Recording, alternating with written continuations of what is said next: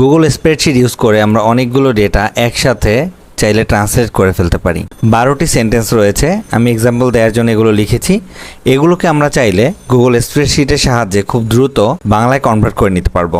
So আপনার হাতে যদি অনেকগুলো ডেটা থাকে যেগুলোকে আপনি ইংলিশ থেকে বাংলায় কনভার্ট করতে যাচ্ছেন, তো আপনি সহজেই এই গুগল স্প্রেডশিটের মাধ্যমে সেটা করতে পারবেন। তো এর জন্য সবার প্রথমে আমরা ইকুয়াল টু টাইপ করব এবং এখানে লিখব গুগল ট্রান্সলেট।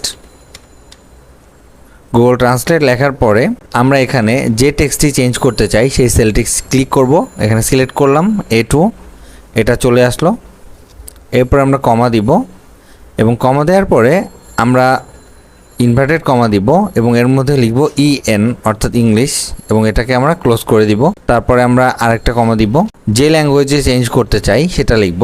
ইনভার্টেড কমার মধ্যে লিখব BN অর্থাৎ বাংলা, এটাও ক্লোজ করে দিব এবং তারপরে আমরা এন্টার প্রেস করব।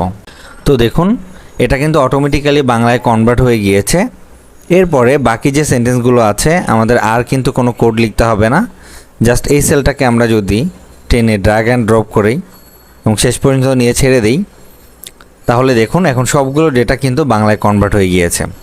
তো এভাবে খুব সহজেই আপনি গুগল স্প্রেডশিট ইউজ করে অনেকগুলো ডেটাকে ইংলিশ থেকে বাংলা অথবা যে কোনো ল্যাঙ্গুয়েজে আপনি চাইলে ট্রান্সলেট করে নিতে পারেন।